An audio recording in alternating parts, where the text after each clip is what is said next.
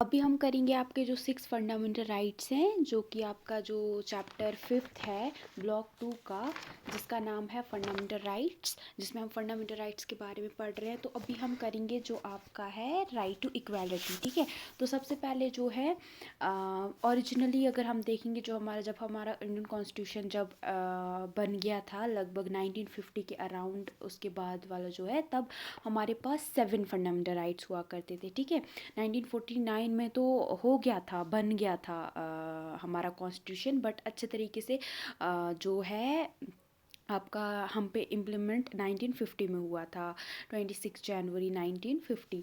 तो उस टाइम पे हमारे पास कितने हुआ करते थे फंडामेंटल राइट्स? 7। ठीक है, लेकिन उसके बाद 1978 में हमारे यहाँ पे 44th अमेंडमेंट की जाती है, और उसमें बोला जाता है कि जो आपका 7th फंडामेंटल राइट है, जिसको हम राइट टू प्रॉपर्टी, जो कि आर्टिकल 31 में आता था, राइट टू प्रॉपर्टी बोलते थे, उसको बोला गया कि आज से वो आपका फंडामेंटल राइट नहीं होगा। तो वहाँ पे कितने फंडामेंटल राइट्स बचे?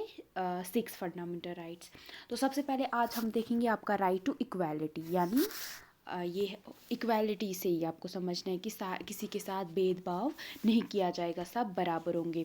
तो सबसे पहले जो आर्टिकल 14 to 18 है, ये अलग अलग एस्पेक्ट्स ऑफ हमारे जो राइट टू इक्वालिटी हैं उसके साथ डील करता है। सबसे पहले जो आर्टिकल 14 जो है, वो ये बोलता है कि जो स्टेट है वो किसी भी इंसान के साथ भेदभाव नहीं करेगा, और कानून के सामने हर कोई बराबर रहेगा, और जो हमारा इंडिया है उसमें उस बंदे को पूरी प्रोटेक्शन मिलेगी लॉ की। ठीक है, कानून की पूरी प्रोटेक्शन उसको मिलेगी।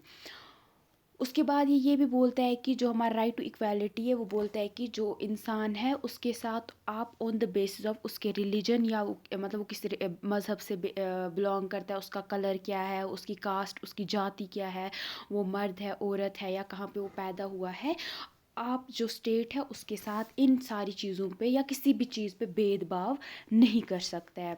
उसके बाद जो आपका आर्टिकल 15, 16 और 17 है, वो हमारा सोशो इकोनॉमिक इक्वालिटी के साथ डील करता है। तो अब हम देखते हैं ये क्या है। तो जो आर्टिकल 15 है, ये बोलता है कि आप किसी भी इंसान के साथ उसके मज़हब, उसके कलर, उसकी जाति, उसके वो मर्द है या औरत है, या वो कहाँ पे पैदा हुआ है, या वो ट्रांसजेंडर, आप उसके बेसिस पे उसके साथ भेदभाव नहीं करोगे। लेकिन अगर स्टेट चाहे, वो कुछ स्पेशल पॉलिसीज़ बना सकता है, या वो प्रोटेक्टिव डिस्क्रिमिनेशन कर सकता है कुछ लोगों के लिए। जैसे कि अगर उसको स्टेट को लगता है कि औरतों के साथ गलत हो रहा है, औरतों को दबाया जा रहा है, तो वो कुछ सीट्स औरतों के लिए बचा के रख सकता है, वो बच्चों के लिए कुछ अच्छे लॉज बना सकता है। हो सकता है कि बाकी लोगों के साथ उस टाइम पे डिस्क्रिमिनेशन उनको लगे, बट स्टेट ऐसा कर सकता है।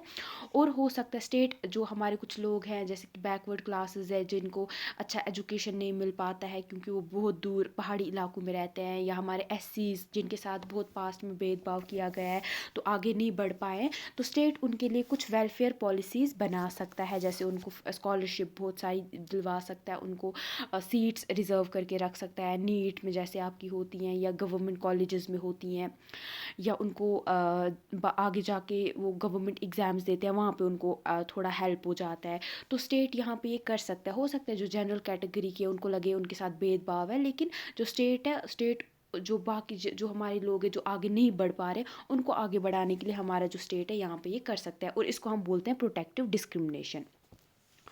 और ये साथ साथ में ये बोलता है कि अगर मतलब आप बहुत बार पहले होता था ना कि शॉप्स में कुछ लोगों को नहीं जाने दिया जाता था, पब्लिक रेस्टोरेंट जो होते थे या होटल्स वगैरह होते थे, वहाँ पे नहीं जाने दिया जाता। लेकिन हमारा जो स्टेट है, जो भी मतलब पब्लिक जो स्पेसेस है जो सारे लोगों के लिए हैं, वहाँ पे आप किसी को भी जाने से रोक नहीं सकते हो। अगर वो गवर्नमेंट का है या वो पब्लिक है, पब्लिक के यूज़ के लिए, चाहे वो वेल है, कुआँ है, उसका यूज़ करना है, टैंक्स का, या बैदिंग गेट जो आप गार्ड्स हैं आपके, वहाँ पे आपको जाना है, तो कोई आपके साथ भेदभाव नहीं करेगा। लेकिन वो या तो स्टेट हाफ उसमें स्टेट का जो आपका स्टेट है वो स्टेट के फंड से आधा चल रहा हो, या पूरे तरीके से स्टेट उसको चला रहा हो, तब हो सकता। अगर कोई प्राइवेट है तो वहाँ पे वो आपको रोक सकते हैं, बट जो स्टेट का है या जो पब्लिक जनरल पब्लिक के यूज़ के लिए, तो कोई भी आपके साथ वहाँ पे भेदभाव नहीं करेगा। उसके बाद जो आर्टिकल 16 है, वो बोलता है कि हर एक को इक्वालिटी ऑफ अपॉर्चुनिटी मिलेगी, ठीक है। और पब्लिक एम्प्लॉयमेंट है, वहाँ पे सब लोगों को इक्वालिटी ऑफ अपॉर्चुनिटी मिलेगी।